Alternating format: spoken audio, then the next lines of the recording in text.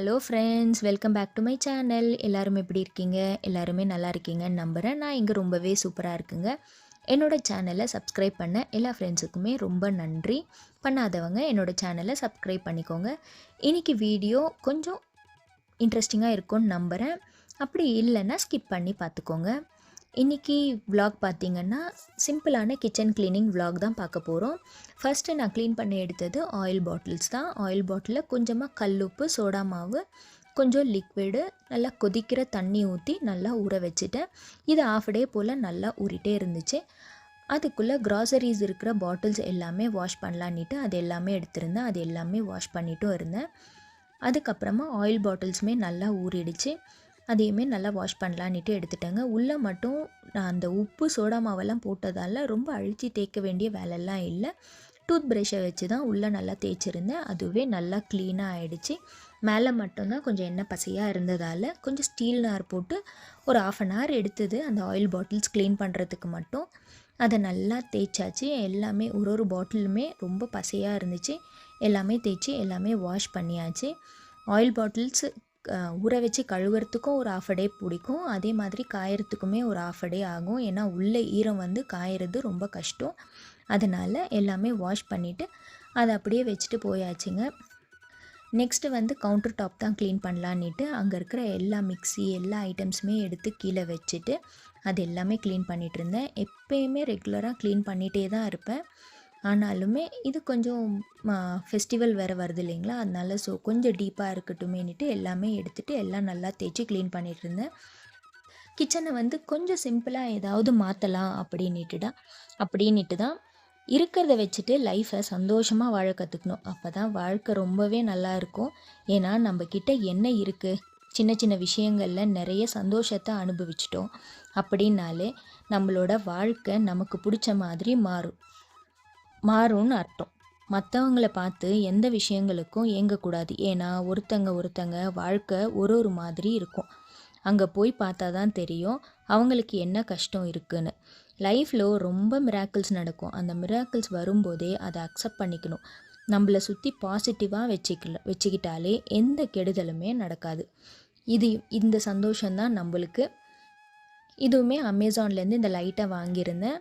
இதை வந்து அப்படியே ஸ்டிக் பண்ணலாம். இது ஃபஸ்ட்டு வந்து ஸ்டிக் ஆகலை. அதனால் கொஞ்சமாக ஃபெவிக்விக்கு போட்டு அது ஸ்டிக் பண்ணிவிட்டேன். அப்போ நல்லா பிடிச்சிருச்சிங்க. அதுக்கப்புறமா அது ரிமூவே ஆகலை.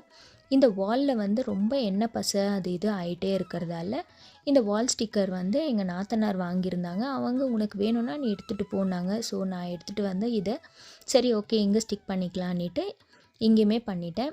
எனக்கு இன்னும் நிறைய தேவை இருந்துச்சு.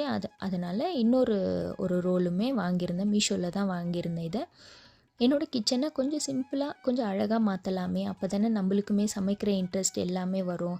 கொஞ்சம் டிஃப்ரெண்ட், நம்ம ஒரு வேலை செய்கிறோன்னா அதில் ஏதாவது டிஃப்ரெண்ட்டான சேஞ்சஸ் இருந்துகிட்டே இருந்தால் தான் கொஞ்சம் நல்லாயிருக்கும்னுட்டு இந்த சேஞ்சை தான் சிம்பிளாக பண்ணியிருந்தேன்.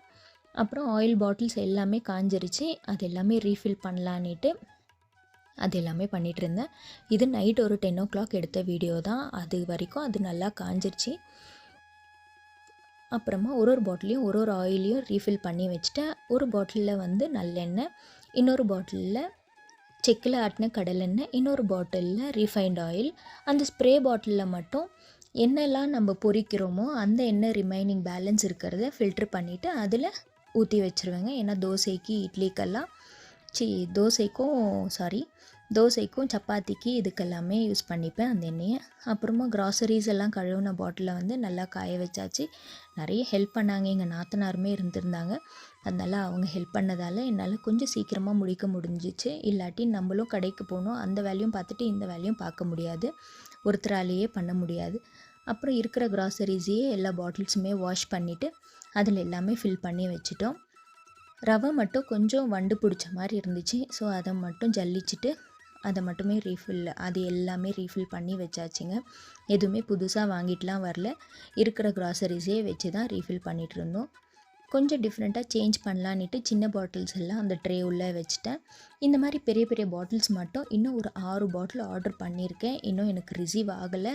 வந்தால் அந்த பருப்பெல்லாம் கூட அந்த பாட்டில்ஸ்லேயே எல்லாம் வந்து போட்டு ரீஃபில் பண்ணி வச்சுருவேங்க. அன்றைக்கி மதியமாக சமையலுக்கு வந்து களியும் கீரை குழம்பும் தான் கடைஞ்சிருந்தேன்.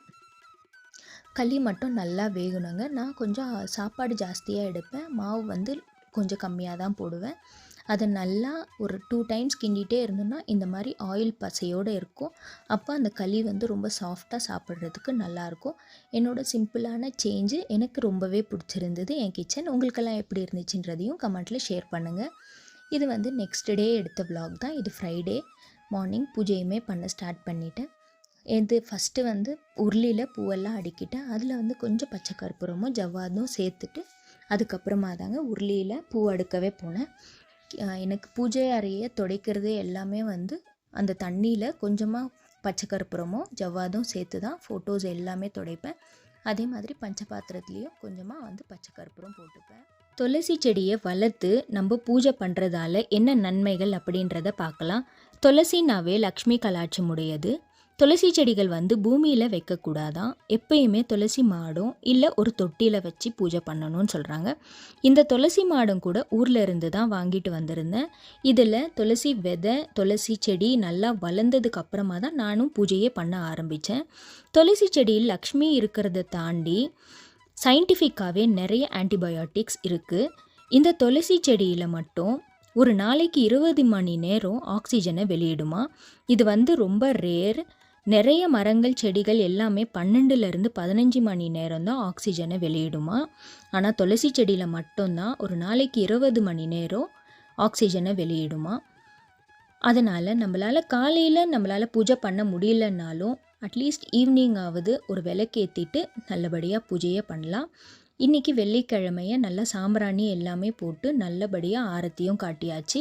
இந்த பூஜையை முடிச்சுட்டு நான் கடைக்கு தான் கிளம்ப போகிறேன். என்னோடய புது கடை ஸ்டார்ட் பண்ண போகிறேன். இந்த பிஸ்னஸ் நல்லபடியாக வளர்ந்து நல்லா எல்லாமே நல்லபடியாக நடக்கணும்னுட்டு கடவுள்கிட்ட ஆசீர்வாதமும் வாங்கிட்டு கடைக்குமே கிளம்பியாச்சு. எல்லாருமே ஹாப்பியாக ஹெல்த்தியாக இருங்க. பாய்.